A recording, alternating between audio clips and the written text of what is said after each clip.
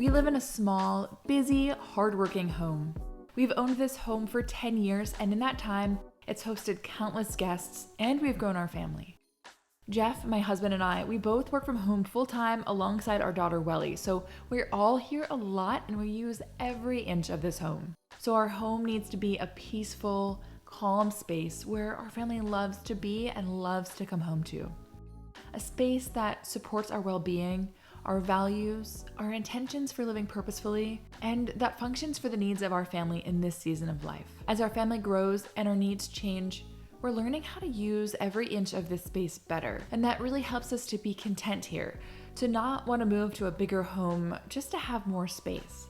When I went through my yoga teacher training back in 2015, I really became cognizant of how our surroundings affect our well-being. The Sanskrit word that we use for this concept is bhavana, which means developing or cultivating in the sense of calling into existence. So the space that we create, the bhavana that we create and cultivate in our home, the way that it looks, sounds, smells, and feels, the temperature and the tactile experience, all of those things play a major role in the growth and development of our family. I like to think of home as the foundation that hosts our relationships, our interactions, and our growth. So in our small space, there's a few rules and habits we've adopted over the years that really help us to keep our space calm and peaceful, even in this really busy season of life.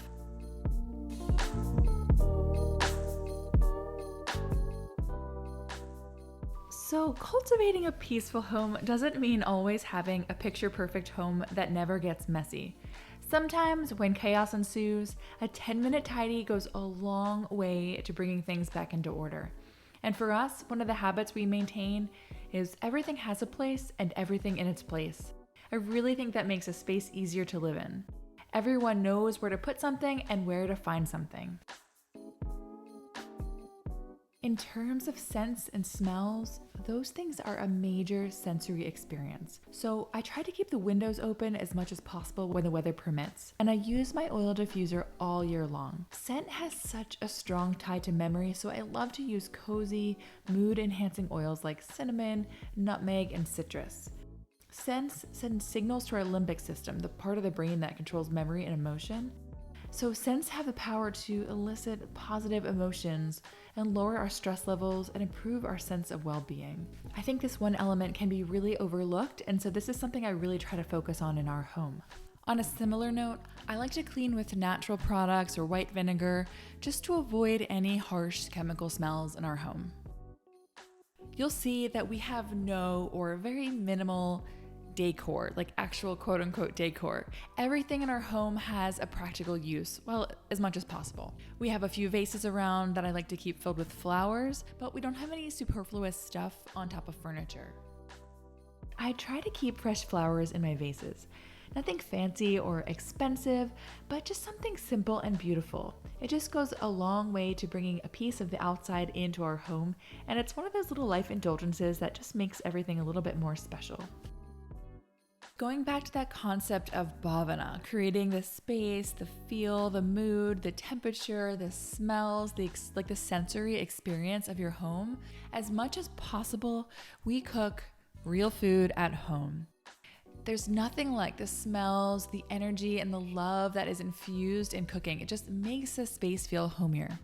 I just love when I've got like a big pot of beef stew roasting in the oven, and we go for a little family walk outside when our windows are open, and you walk by our house and you can just smell dinner wafting out of the windows. Like, to me, it's just so lovely and so homey. And I think that those are the little things that those core home memories are made of. And of course, it's nourishing, it's healthy. And so as much as possible, I try to fill our home with the scents and smells and tastes of real homemade food.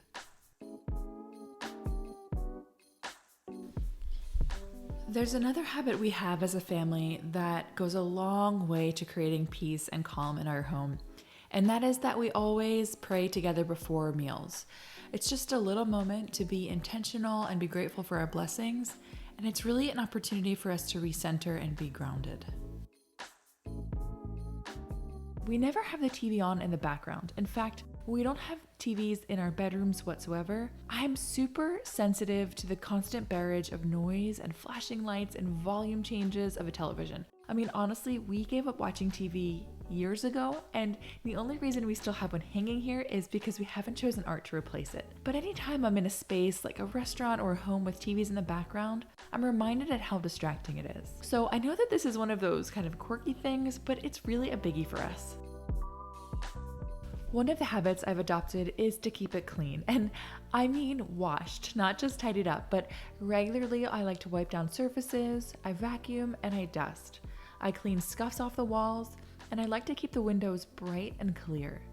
That just makes the space feel tidy and fresh, and it goes a long way to making it feel more peaceful and calm. This one is a little bit more quirky, but this I think goes a long way into creating a calm, peaceful home, especially when you live in a small space like we do.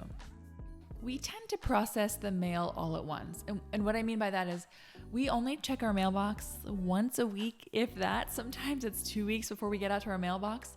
We don't check it every day. And so that really helps to keep down on just piles of random paper in our home. So when we get the mail, we bring it in, we process it right then and there. We sort out all the junk mail, recycling, like all those ads goes right into the recycling bin. And then we see kind of what we need to take action on, what needs to be addressed. And that way it doesn't just pile up everywhere. But please help me here. Let me know in the comments, how do you stay on top of paper clutter? I feel like paper clutter is one of the hardest categories to manage, especially in a small home. So please let me know what you do. Do you have a designated place for it? Do you just check things at a certain cadence? What is it that you do that works for you in your small space? In our home, I'm really mindful of tactile materials. So I try not to purchase plastic if I can help it. And I really save money by avoiding like trendy, seasonal home decor updates. And instead, I consolidate those purchases into buying nicer, more long-lasting materials. So like wool carpets, solid wood furniture, nice glassware or stoneware or pottery, linen sheets, materials that really feel good when you interact with them. It really makes a difference. On that same note, when I make a purchase, I don't just think about how things look. I really consider how things feel. For example, how does this rug feel under my feet? How does this glass feel in my hand? What kind of mood does it make me feel?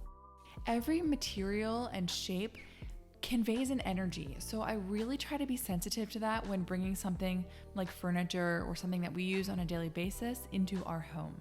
So that kind of leads into my next point, that we're really intentional with purchases. I like to refer to myself as a relaxed minimalist. I like to just keep things pared down. So more often than not, my default is not to buy rather than to buy.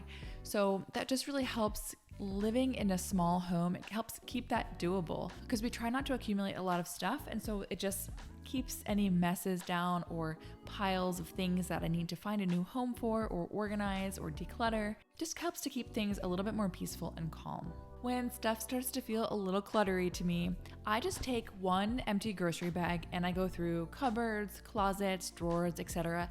and I just fill up the bag to donate. It doesn't have to be like a big effort or a whole weekend to do a massive declutter.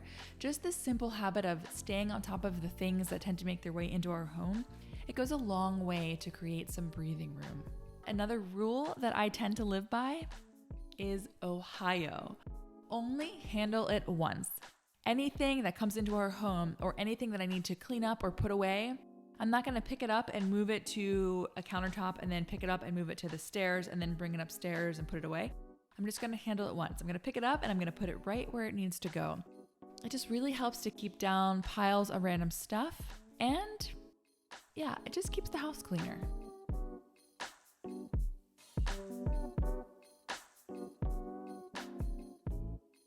So in our home, I try to keep our space visually calm. You can see in our living room and our bedroom, my daughter's nursery, I like to keep the palette kind of neutral, very calm, very serene. So when it comes to my daughter, we're definitely in the camp of minimal toys. And I know that this might change as she grows up, and that's totally fine. But for now, we don't have any toys with batteries or lights or anything electronic. We just try to follow those same sort of sensory, tactile experiences for her as well. So we tend to stick to wooden toys or art materials or natural sensory materials, especially while she's small. Thanks for being here. If you like this video, tap that thumbs up to let me know, and I invite you to subscribe if you're new here. I'll see you next Monday in my next video.